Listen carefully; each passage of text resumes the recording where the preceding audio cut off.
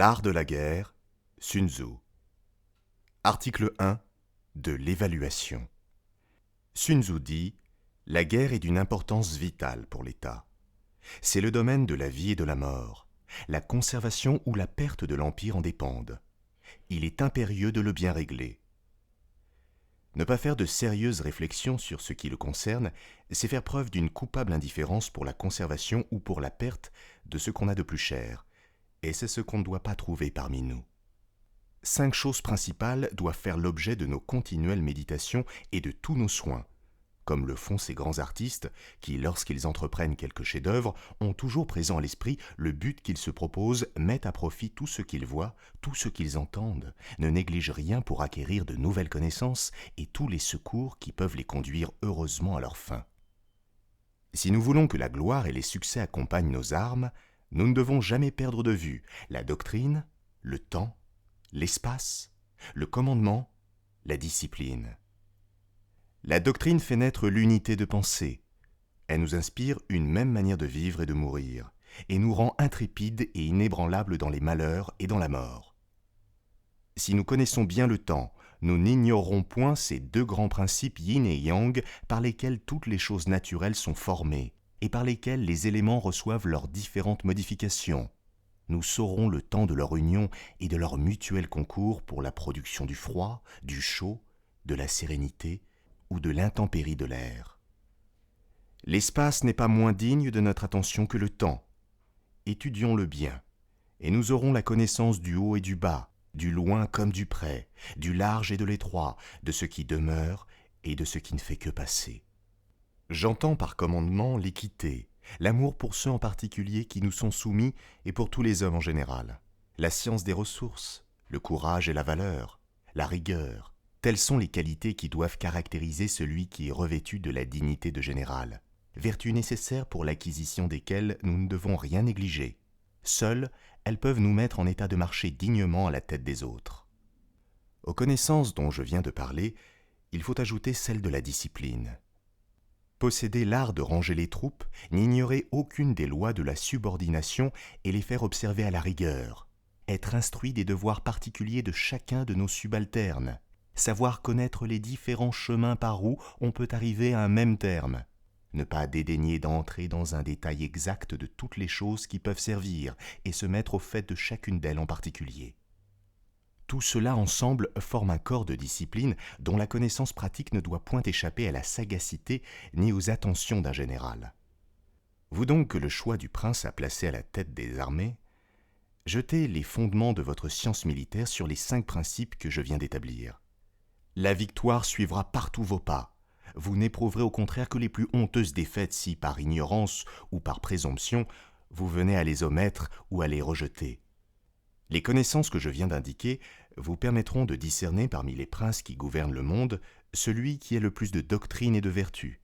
Vous connaîtrez les grands généraux qui peuvent se trouver dans les différents royaumes, de sorte que vous pourrez conjecturer assez sûrement quel est celui des 2 antagonistes qui doit l'emporter. Et si vous devez entrer vous-même en lice, vous pourrez raisonnablement vous flatter de devenir victorieux. Ces mêmes connaissances vous feront prévoir les moments les plus favorables, le temps et l'espace étant conjugués pour ordonner le mouvement des troupes et les itinéraires qu'elles devront suivre, et dont vous réglerez à propos toutes les marches. Vous ne commencerez ni ne terminerez jamais la campagne hors de saison. Vous connaîtrez le fort et le faible, tant de ceux qu'on aura confiés à vos soins que des ennemis que vous aurez à combattre. Vous saurez en quelle quantité et dans quel état se trouveront les munitions de guerre et de bouche des 2 armées. Vous distribuerez les récompenses avec libéralité, mais avec choix. Et vous n'épargnerez pas les châtiments quand il en sera besoin. Admirateurs de vos vertus et de vos capacités, les officiers généraux placés sous votre autorité vous serviront autant par plaisir que par devoir. Ils entreront dans toutes vos vues, et leur exemple entraînera infailliblement celui des subalternes, et les simples soldats concourront eux-mêmes de toute leur force à vous assurer les plus glorieux succès. Estimez, respectez, chéris des vôtres, les peuples voisins viendront avec joie se ranger sous les étendards du prince que vous servez, ou pour vivre sous ses lois, ou pour obtenir simplement sa protection. Également instruits de ce que vous pourrez, et de ce que vous ne pourrez pas, vous ne formerez aucune entreprise qui ne puisse être menée à bonne fin. Vous verrez, avec la même pénétration, ce qui sera loin de vous comme ce qui se passera sous vos yeux, et ce qui se passera sous vos yeux comme ce qui en est le plus éloigné. Vous profiterez de la dissension qui surgit chez vos ennemis pour attirer les mécontents dans votre parti en ne leur ménageant ni les promesses, ni les dons, ni les récompenses. Si vos ennemis sont plus puissants et plus forts que vous, vous ne les attaquerez point. Vous éviterez avec un grand soin ce qui peut conduire à un engagement général. Vous cacherez toujours avec une extrême attention l'état où vous vous trouverez. Il y aura des occasions où vous vous abaisserez et d'autres où vous affecterez d'avoir peur. Vous feindrez quelquefois d'être faible, afin que vos ennemis, ouvrant la porte à la présomption et à l'orgueil, viennent ou vous attaquer mal à propos, ou se laissent surprendre eux-mêmes et tailler en pièces honteusement. Vous ferez en sorte que ceux qui vous sont inférieurs ne puissent jamais pénétrer vos desseins. Vous tiendrez vos troupes toujours alertes, toujours en mouvement et dans l'occupation, pour empêcher qu'elles ne se laissent amollir par un honteux repos. Si vous prêtez quelque intérêt aux avantages de mes plans, faites en sorte de créer des situations qui contribuent à leur accomplissement. J'entends par situation que le général agisse à bon escient, en harmonie avec ce qui est avantageux, et par là même dispose de la maîtrise de l'équilibre. Toute campagne guerrière doit être réglée sur le semblant. Feignez le désordre, ne manquez jamais d'offrir un appât à l'ennemi pour le leurrer, simulez l'infériorité pour encourager son arrogance, sachez attiser son courroux pour mieux le plonger dans la confusion, sa convoitise le lancera sur vous pour s'y briser. Hâtez vos préparatifs lorsque vos adversaires se concentrent, là où ils sont puissants, évitez-les. Plongez l'adversaire dans d'inextricables épreuves et prolongez son épuisement en vous tenant à distance. Veillez à fortifier vos alliances au dehors et à affermir vos positions au dedans par une politique de soldats paysans. Quel regret que de tout risquer en un seul combat, en négligeant la stratégie victorieuse et faire dépendre le sort de vos armes d'une unique bataille? Lorsque l'ennemi est uni, divisez-le et attaquez là où il n'est point préparé, en surgissant lorsqu'il ne vous attend point. Telles sont les clés stratégiques de la victoire, mais prenez garde de ne point les engager par avance. Que chacun se représente les évaluations faites dans le temple avant les hostilités comme des mesures. Elles disent la victoire lorsqu'elles démontrent que votre force est supérieure à celle de l'ennemi. Elles indiquent la défaite lorsqu'elles démontrent qu'il est inférieur en force. Considérez qu'avec de nombreux calculs, on peut remporter la victoire. Redoutez leur insuffisance. Combien celui qui n'en fait point a peu de chances de gagner? C'est grâce à cette méthode que j'examine la situation et l'issue apparaîtra clairement. Article 2 de l'engagement.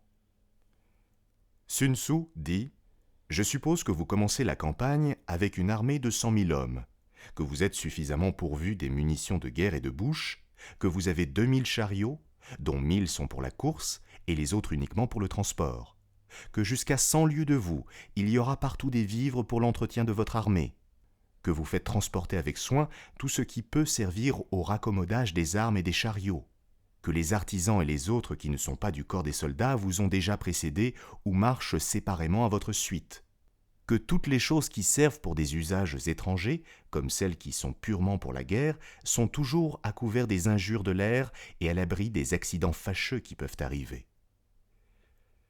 Je suppose encore que vous avez 1000 onces d'argent à distribuer aux troupes chaque jour, et que leur solde est toujours payé à temps avec la plus rigoureuse exactitude.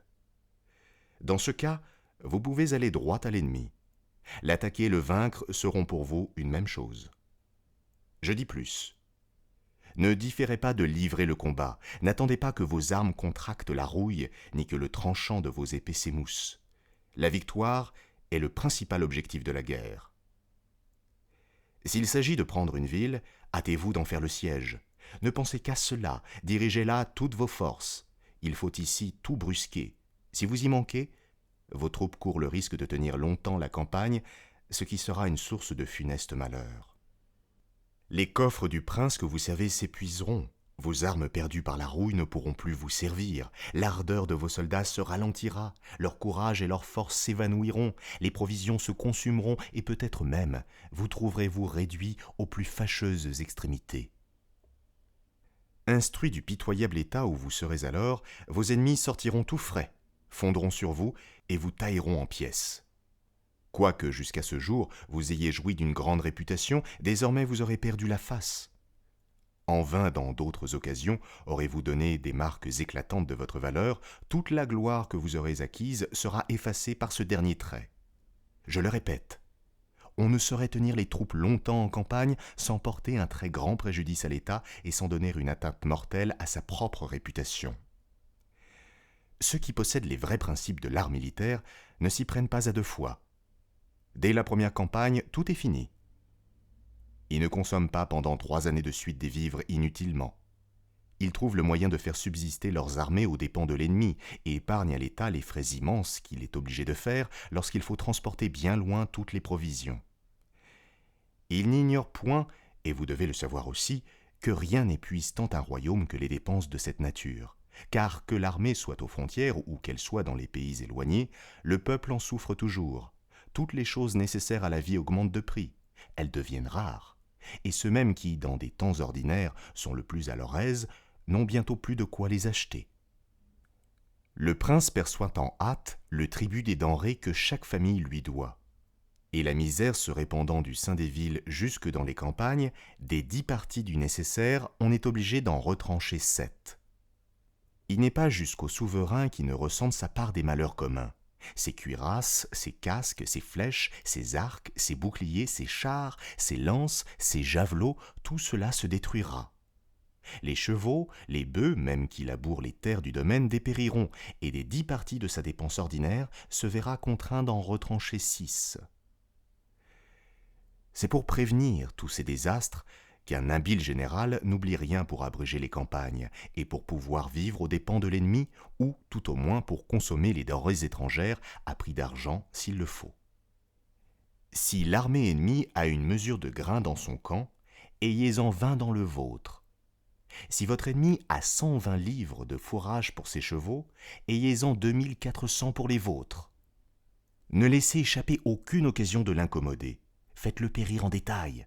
Trouvez les moyens de l'irriter pour le faire tomber dans quelques pièges. Diminuez ses forces le plus que vous pourrez, en lui faisant faire des diversions, en lui tuant de temps en temps quelques parties, en lui enlevant de ses convois, de ses équipages et d'autres choses qui pourront vous être de quelque utilité. Lorsque vos gens auront pris sur l'ennemi au-delà de 10 chars, commencez par récompenser libéralement tant ceux qui auront conduit l'entreprise que ceux qui l'auront exécutée. Employez ces chars aux mêmes usages que vous employez les vôtres, mais auparavant, ôtez-en les marques distinctives qui pourront s'y trouver. Traitez bien les prisonniers. Nourrissez-les comme vos propres soldats. Faites en sorte, s'il se peut, qu'ils se trouvent mieux chez vous qu'ils ne le seraient dans leur propre camp ou dans le sein même de leur patrie. Ne les laissez jamais oisifs, tirez parti de leur service avec les défiances convenables et, pour le dire en 2 mots, conduisez-vous à leur égard comme s'ils étaient des troupes qui se fussent enrôlées librement sous vos étendards. Voilà ce que j'appelle gagner une bataille et devenir plus fort. Si vous faites exactement ce que je viens de vous indiquer, les succès accompagneront tous vos pas. Partout vous serez vainqueur. Vous ménagerez la vie de vos soldats, vous affermirez votre pays dans ses anciennes possessions, vous lui en procurerez de nouvelles, vous augmenterez la splendeur et la gloire de l'État, et le prince ainsi que les sujets vous seront redevables de la douce tranquillité dans laquelle ils couleront désormais leurs jours. L'essentiel est dans la victoire, et non dans les opérations prolongées. Le général qui s'entend dans l'art de la guerre est le ministre du destin du peuple et l'arbitre de la destinée de la victoire. Quels objets peuvent être plus dignes de votre attention et de tous vos efforts ? Article 3. Des propositions de la victoire et de la défaite. Sun Tzu dit « Voici quelques maximes dont vous devez être pénétrés avant que de vouloir forcer des villes ou gagner des batailles. Conservez les possessions et tous les droits du prince que vous servez. Voilà quel doit être le premier de vos soins. Les agrandir en empiétant sur les ennemis, c'est ce que vous ne devez faire que lorsque vous y serez forcés. Veillez au repos des villes de votre pays. Voilà ce qui doit principalement vous occuper. Troubler celui des villes ennemies, ce ne doit être que votre pis-aller. Mettre à couvert de toute insulte les villages amis, voilà ce à quoi vous devez penser. Faire des irruptions dans les villages ennemis, c'est ce à quoi la nécessité seule doit vous engager. Empêcher que les hameaux et les chaumières des paysans ne souffrent le plus petit dommage, c'est ce qui mérite également votre attention. Porter le ravage et dévaster les installations agricoles de vos ennemis, c'est ce qu'une disette de tout doit seule vous faire entreprendre. Nous espérons que vous avez apprécié cet aperçu. Pour continuer à écouter ce livre audio sur Google Play Livres, utilisez le lien dans la description de la vidéo.